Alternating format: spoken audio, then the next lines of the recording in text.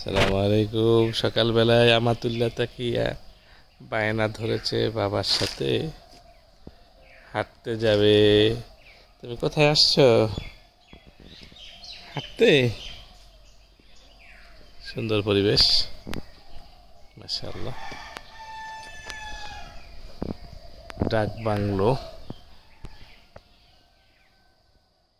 গোপাল। তুমি একটা কবিতা শিখছো, বলো দেখি।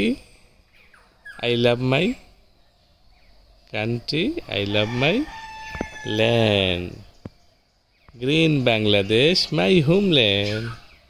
এদিকে একটা দৌড় দাও দেখি, এদিকে।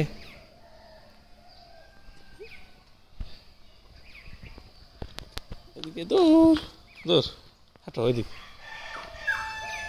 দেখো কত পাখি। আসো,